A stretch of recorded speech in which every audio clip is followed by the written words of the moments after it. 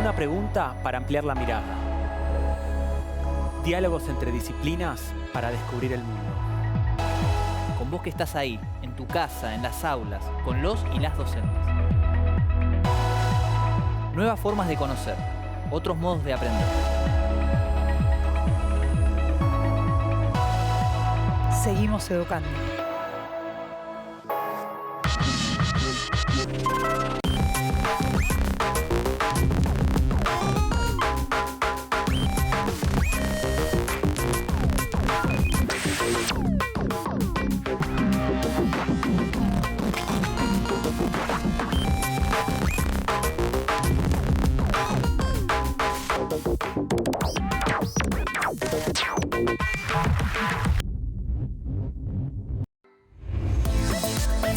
Hoy con Alejandro, el profe de geografía, y con Lucas, profe de matemática, nos preguntamos, ¿qué es un mapa?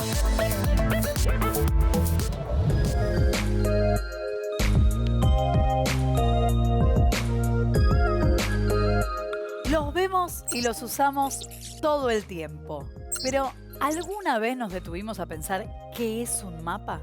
Los territorios emergidos, los océanos, los mares y las ciudades. Conocemos mucho más sobre nuestro planeta a través de los mapas que por nuestra propia experiencia. Pero, ¿eso es válido? ¿Se puede tomar a los mapas como un reflejo de la realidad? Representar. Ese es el objetivo central de todo mapa. Y para hacerlo, la cartografía pone en práctica distintos saberes matemáticos, como proyecciones, proporciones y transformaciones a escala. Sin esas herramientas sería imposible pasar de un espacio de 3 dimensiones a uno como este, uno bidimensional. Eso está pasando ahora mismo en tu pantalla. Nos estás viendo en 2 dimensiones, cuando en realidad estamos en un espacio de 3. No ves lo mismo desde ahí que lo que ven nuestros compañeros y compañeras que están detrás de cámara. Y tampoco ves lo que pasa cuando se apaga la cámara, por suerte. Esa conversión, que mediante la tecnología se realiza de forma automática, fue realizada manualmente por cartógrafos a lo largo de la historia para poder representar el espacio en el que vivimos. Regiones de dimensiones inabarcables para nuestros sentidos se fueron incorporando a la idea que cada civilización elaboró sobre el mundo. Las convenciones sociales, a veces vinculadas a intereses alejados de lo científico, configuraron paulatinamente la imagen que hoy tenemos de la Tierra. ¿Cuánto de la realidad se transparenta en esa representación? Entender de dónde vienen, interpretar sus distorsiones, pensar en sus beneficios, son algunas de las estrategias con las que vamos a responder a la pregunta central de este programa. ¿Qué es un mapa? Presentar a la naturaleza y al mundo que lo rodea es una actividad propia de la humanidad. Se conocen grabados prehistóricos sobre rocas y paredes de cuevas que demuestran este interés del hombre por describir el espacio en el que vive.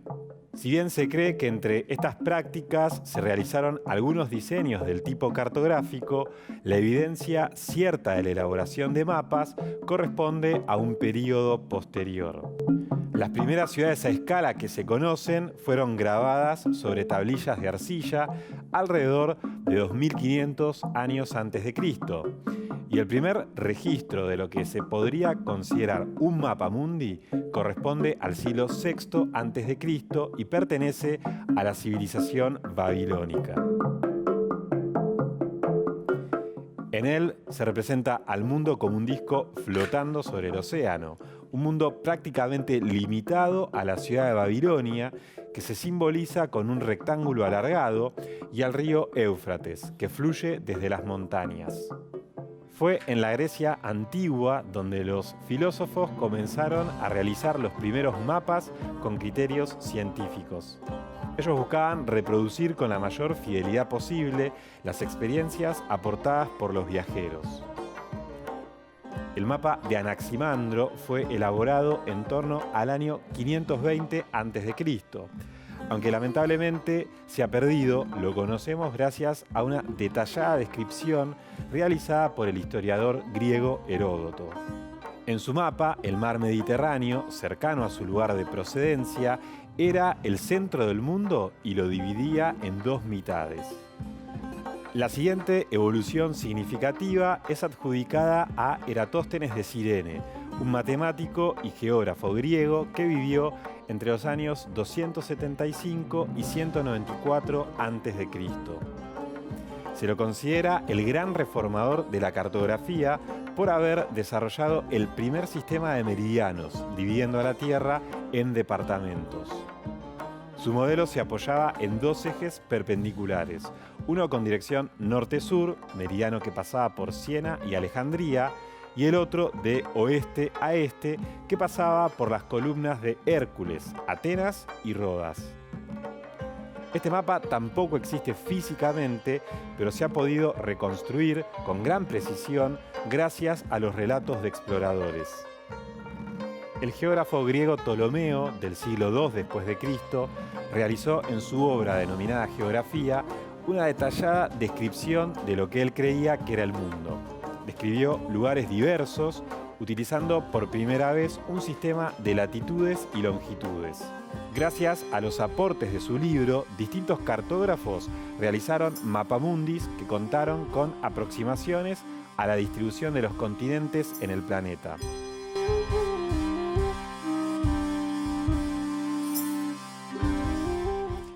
Este desarrollo evolutivo en la cartografía padeció un retroceso significativo durante gran parte de la Edad Media. Por aquel entonces, con la utilización del modelo conocido como T en O, se priorizó el adoctrinamiento cristiano antes que la fidelidad en la representación. Estos mapas hacen especial hincapié en la presencia de la T como división de los tres continentes y símbolo de la muerte de Jesucristo. La curiosidad intelectual surgida durante el Renacimiento, junto a los intereses económicos y políticos de españoles y portugueses, motivaron las grandes expediciones marítimas. Hacia la segunda mitad del siglo XV se retomaron y se ampliaron las representaciones de índole científico para favorecer la navegación. Y pronto apareció en los mapas del mundo un continente que siempre estuvo ahí, América. Además del descubrimiento de un nuevo continente, esas expediciones sirvieron para demostrar la esfericidad de la Tierra. Esa confirmación permitió desarrollar representaciones más exactas sobre el mundo, pero a la vez propuso un nuevo desafío. ¿Cómo representar de manera eficiente la forma de la Tierra en un plano?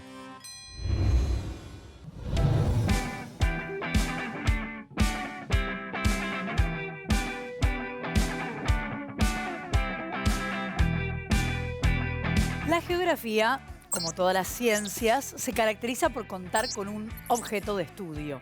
Así como la historia estudia las sociedades en el tiempo, o la antropología se dedica al estudio de la cultura, la geografía se concentra en estudiar la relación de las sociedades con el espacio geográfico. Para analizar su objeto de estudio, esta ciencia también desarrolló un método propio. Mientras la historia recurre al uso de fuentes o la antropología apela al análisis de vestigios de cultura material, la geografía hace uso de las representaciones. Sin ellas, le sería muy difícil estudiar algunos fenómenos cuyas dimensiones no permiten una percepción directa, y muchas veces esto podría volverse directamente imposible. Como cuando se hace una maqueta de un edificio o de un estadio de fútbol, por ejemplo, para buscar inversores. Eso permite visualizarlo con una representación antes de ejecutarlo. Imagínate que terminás el edificio y el que tiene que poner la plata te dice: la verdad que no me gusta, hace otro. ¿Y qué hacemos? Es un buen ejemplo, pero aún más allá de un estadio o de un edificio, podemos pensar en elementos muchísimo más grandes, como rutas, recorridos de las vías del tren o incluso océanos y los continentes. Sería imposible pensar en ellos, en sus características, sin contar con una representación. Los diferentes tipos de representaciones que conocemos y usamos son muy variadas. Abarcan formatos como el globo terráqueo, los planos, las cartas topográficas y los mapas. Los planos son representaciones donde se muestran sectores de espacio menores a los de un mapa. Suelen servir para mostrar una ciudad o parte de ella. Se realizan con escalas grandes que permiten un nivel de detalle muy preciso. Las referencias que incluyen suelen ser plazas, edificios públicos, sitios históricos y otras atracciones que los vuelven muy efectivos para ubicarnos en lugares que desconocemos o que no conocemos del todo. También depende de la capacidad que tiene cada quien para interpretarlos. ¿Es posible perderse en una ciudad desconocida o no tan desconocida a pesar de tener un plano? Es posible, pero no son tan difíciles de entender. La clave para poder seguir un plano sin perderse es aceptar que es una representación y figurarse o ubicarse uno mismo dentro de esa representación. O activar el GPS y listo. Es una alternativa, claro, pero mejor aprender a interpretar. Un celular se puede perder o destruir. La capacidad de leer un plano, no. ¿Y hay otros elementos que se interpretan de una forma similar a los planos? Además de los planos, ya mencionamos a las cartas topográficas. Son representaciones que por medio de símbolos o colores diferentes muestran ciertos territorios, datos sobre ellos y sirven para dar información sobre las características del relieve, los ríos, las rutas y caminos de una zona concreta. Son como esos mapas de película road movie que se despliegan y se estiran así con las señales, con los caminos. No exactamente. Eso sería un mapa de viajeros o rutas. Las cartas tienen aplicaciones más específicas, como aportar datos de una región para planificar grandes obras de infraestructura. Los mapas generalmente se utilizan para mostrar superficies más amplias. Pueden ser provincias completas, países o continentes. Y el mundo entero. Hay muchos mapas que nos muestran todo el planeta. Claro, contamos con los mapas planiferios o mapamundi, pero también con el globo terráqueo. Qué distinto se ve todo si trabajamos el espacio desde el globo terráqueo, ¿no? El globo terráqueo logra representar al planeta con mayor exactitud que otros formatos y guarda una relación muy precisa entre las formas, la extensión y las distancias. Una ventaja de este formato es que nos permite observar algunos espacios que no solemos ver bien representados frecuentemente. Uno de ellos es el Océano Pacífico, cuya representación desde los mapas que más trabajamos nos tiende a hacer pensar que se encuentra dividido en dos sectores distintos. Algo que se supera ubicando ese océano en el globo terráqueo. Esto también deja en evidencia que al trabajar solo desde mapas, nos perdemos de advertir algunas cosas, como ciertas dimensiones, pero también las cercanías y las distancias. Por ejemplo, ¿es Australia algo tan lejano como pensábamos? ¿O es la idea de distancia que los mapas nos transmiten lo que influye? Si bien la distancia es importante, tanto en el mapa como en el globo terráqueo se percibe que al menos hay dos direcciones diferentes para calcularla. Esto no pasa en un mapa, se nos termina la hoja. O peor, porque parecería que se termina el mapa. El globo permite puntos de vista variados que suelen ser muy diferentes a los recortes habituales de los mapas. Por ejemplo, las zonas polares y sus adyacencias. Son muy difíciles de apreciar en los mapas comunes. En cambio, mejora muchísimo con la utilización de un globo terráqueo. Entonces, con este elemento puedo ver a la Tierra tal cual es. Así es la Tierra, pero en un tamaño mucho mayor. La similitud entre el globo y el planeta es relativa. El planeta Tierra tiene una forma particular, abombada en el ecuador y achatada en los polos, que la hace diferente a una esfera. Además, tiene una superficie irregular, con relieves de todo tipo, por lo que se le denomina geoide, que significa justamente forma propia del planeta. A pesar de este detalle, el globo terráqueo tiene, como veníamos viendo, muchas ventajas por encima de los mapas para representar el mundo, pero igualmente el famoso mapamundi es mucho más utilizado. Es que, al menos hasta ahora, estamos acostumbrados a utilizar soportes bidimensionales para estudiar cualquier fenómeno. El papel o la pantalla nos resultan más prácticos que una esfera para hacerlo. Y para usarlos correctamente hay que aceptar que estamos trabajando con representaciones planas de un espacio tridimensional. Y esa adaptación se enfrentó durante mucho tiempo a una dificultad concreta. ¿Cómo dar cuenta de la Tierra como geoide en un plano? Para sortear esta dificultad, la geografía se nutre de distintos conceptos que favorecen esa representación. Apareció la matemática y el profesor ¿Me llamaron? Nosotros no, profe, la geografía. Ella necesita representar la forma de la Tierra en un plano. Pensé que tenía un ratito libre. Bueno, vamos a ver. Hay ciertas figuras como el cono o el cilindro que son desarrollables. Esto significa que se las puede trasladar a la forma plana sin mayores dificultades. Bastaría pensar lo fácil que es desarmar un cono y extenderlo sobre la mesa. Lo mismo con un cilindro, que se convierte en un rectángulo de manera simple. Eso es algo muy complicado de lograr con un geoide como nuestro planeta o con una esfera, que es una buena aproximación. Para eso se implementaron proyecciones de la Tierra sobre estas figuras que pueden representarse en un plano. Y como resultado se obtuvieron mapas que, a pesar de sus limitaciones, resultaron muy útiles.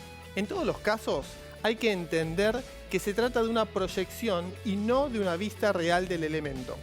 Esto es como si pusiéramos una luz fuerte en el centro de la Tierra y viéramos el dibujo que aparece sobre un papel.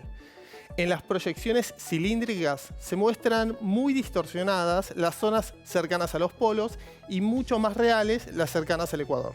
Pero a pesar de esa característica, este modelo que proyecta la superficie terrestre sobre un cilindro, conocido con el nombre de mapa Mercator, en honor al cartógrafo que lo diseñó en 1569, se constituyó en el más utilizado, incluso en nuestro tiempo. Entonces, con esto que cuentan, tenemos que pensar que nuestra percepción del mundo, que está tan vinculada a este mapa que siempre vemos, ¿es falsa? No es falsa, es relativa. Digamos que no todo es lo que parece en el mapa Mercator, especialmente mientras más nos alejamos del ecuador y nos acercamos a los polos. ¿Podemos ver a simple vista algunos ejemplos de esto? ¿Qué distorsiones son las más notorias? Dijimos recientemente que las mayores diferencias aparecen mientras más nos acercamos a los polos. ¿Qué pasa entonces con la Antártida? La Antártida es un caso que se destaca claramente. Si observamos su forma y superficie en un globo terráqueo o en un mapa Mercator, las diferencias son notorias. Esto pasa porque en esta proyección el polo sur, que es un punto en el globo terráqueo, se convierte en una línea recta en el mapa, y ello es lo que agudiza las diferencias entre una representación y otra. Si quieren verlo de otro modo, podemos decir que la Antártida se estira al pasar del globo terráqueo al mapa planisferio. Por otra parte, la elección de una representación sobre otra nos hace percibir las formas de manera diferente y en consecuencia también los tamaños. Miremos por ejemplo Groenlandia. Si uno se guía por este mapa, podría pensar que tiene un tamaño similar al de América del Sur. ¿Esto es cierto? Miremos ahora Groenlandia en el globo terráqueo. Acá se aprecia que su tamaño es muchísimo menor que el que se observa en el mapa. Y recordemos que es el globo el que se acerca mejor a la realidad. Es que Groenlandia tiene una superficie de 2,16 millones de kilómetros cuadrados, mientras que América del Sur tiene 17,84 millones de kilómetros cuadrados. Esto no se refleja para nada en este mapa, pero América del Sur es casi 9 veces más grande que Groenlandia. Incluso sumando la superficie de la Antártida, que es de 14,2 millones de kilómetros cuadrados, a la de Groenlandia, no abarcaríamos la superficie de América del Sur. Por eso, para representar las zonas de los polos en un plano bidimensional, la proyección sobre un cilindro resulta ineficiente. Es más oportuno volcarse por proyecciones azimutales. Estas proyecciones se realizan directamente sobre un plano tangencial y tienen simetría radial alrededor de un punto central. Al igual que las proyecciones cónicas, presentan distorsiones en los territorios que más se alejan del punto central. Por otra parte, si lo que buscamos es que se conserven las superficies, es mejor utilizar una proyección homolográfica.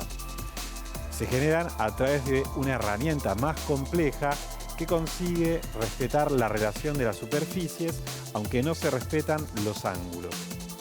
Las proyecciones que vimos y otras tantas que se utilizan se clasifican en dos grandes grupos según su característica principal. Las conformes, como la de Mercator, mantienen entre el mapa y la realidad una correspondencia angular, pero distorsionan el tamaño de las superficies, especialmente en las altas latitudes.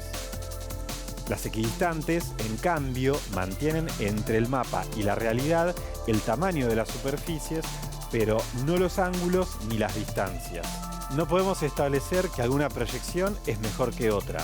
Simplemente hay algunas que son más útiles para desarrollar determinadas tareas.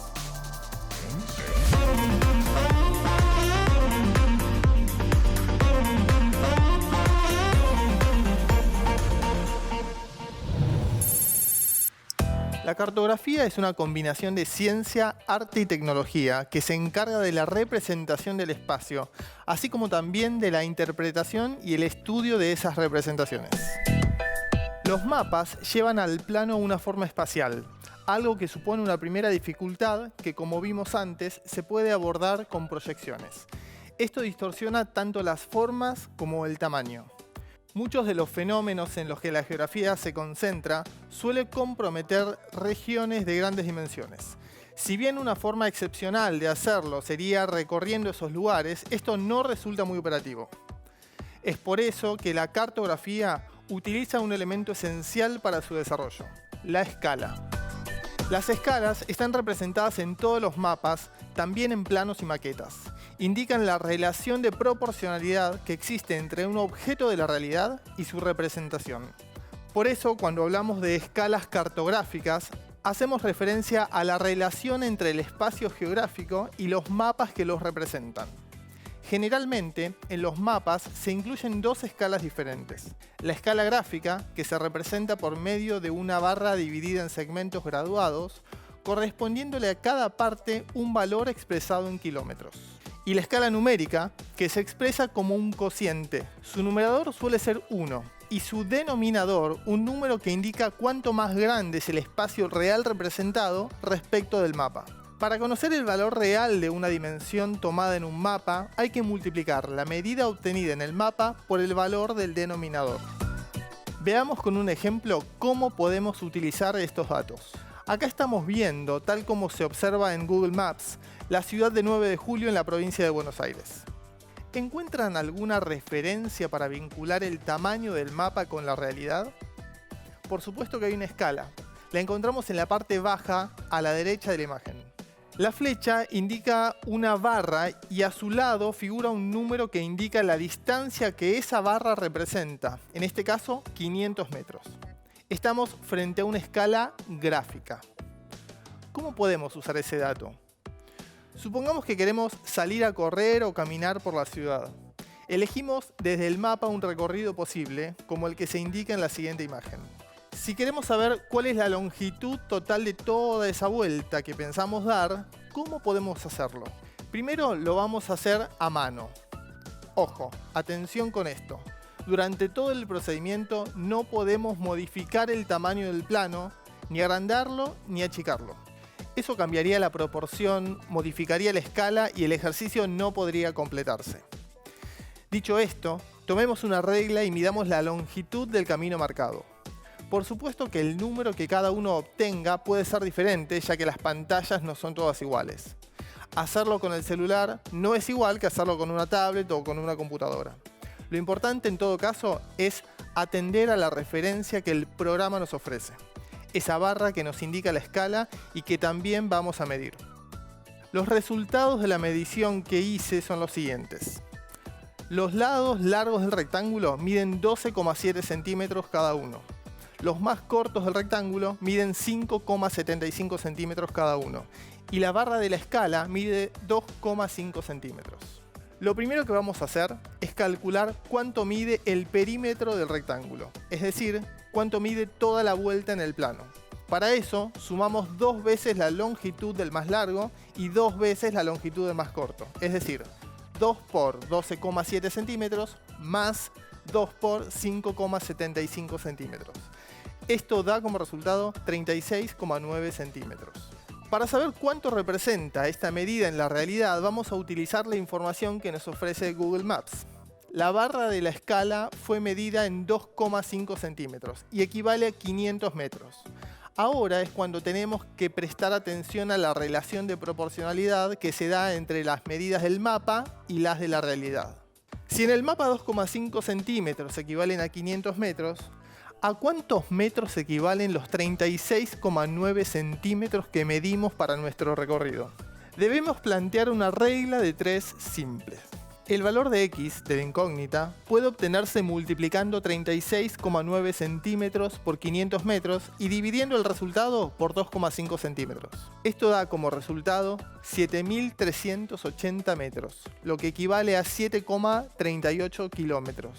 Es decir que, si quisiéramos realizar el recorrido indicado por la ciudad de 9 de julio, habría que andar 7,38 kilómetros. Yo creo que elegiría un rectángulo un poco más chico. Hay que aclarar que Google Maps, como casi todas las aplicaciones que contienen mapas, tienen herramientas que realizan el procedimiento que hicimos a mano con una regla de manera automática. La herramienta en este caso se llama medir distancia y nos indica la distancia representada entre dos puntos cualesquiera. Podemos utilizarla para comprobar nuestra medición. Y vamos a ver que hay coincidencia entre ambos cálculos, bien por el Maps y por nosotros. Las proporciones, como las usamos hasta ahora, funcionan bien cuando el mapa representa una porción reducida de espacio, cuya superficie tiene una forma aproximadamente plana. Si el mapa es plano, pero la superficie a representar no lo es, las proporciones dejan de tener validez. ¿Cómo es esto? En lugar de un recorrido por nuestra ciudad, pensemos en la distancia entre dos lugares muy lejanos. Por ejemplo, la ciudad de Buenos Aires, en Argentina, y algún punto en el centro de Sudáfrica. Estos lugares están tan lejos que la aproximación con un mapa plano va a jugarnos una mala pasada.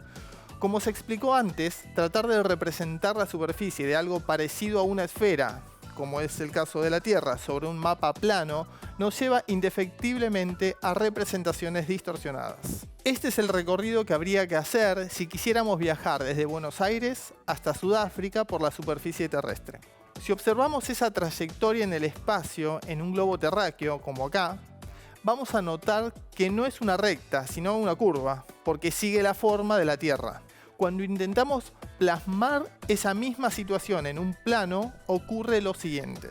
Si pensamos en la superficie de la esfera como un plano, es necesario estirarla y contraerla, lo que produce que, por ejemplo, lo que esperamos que sea una trayectoria en línea recta se visualice como una trayectoria curva. En este caso, un procedimiento como el que hicimos antes en la ciudad funcionaría de forma incorrecta. Pueden hacerlo y comprobarlo. Afortunadamente, la herramienta de medición de Google Maps sí contempla esta distorsión. Bien por el Maps. Este último ejemplo demuestra que las proporciones en los mapas se respetan cuando las porciones de territorio son chicas. Es decir, cuando las superficies por sus dimensiones corresponden a la representación conocida como plano. Sin embargo, cuando se intenta representar espacios grandes, es necesario tener mucho cuidado y conocer de qué manera se realizó el mapa para saber cuál es la distorsión.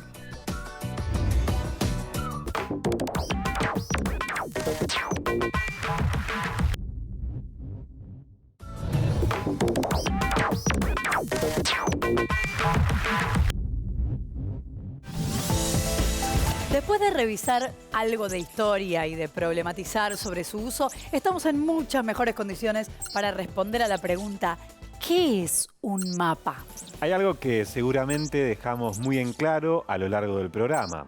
Cuando hablamos de un mapa, estamos hablando de una representación. Que puede ser más grande, más chica, más o menos distorsionada, pero que nunca va a dejar de serlo. Esperamos que no solo puedan dar una respuesta más completa a esa pregunta, también pretendemos que se animen a entenderlos y que tengan ganas de recorrerlos.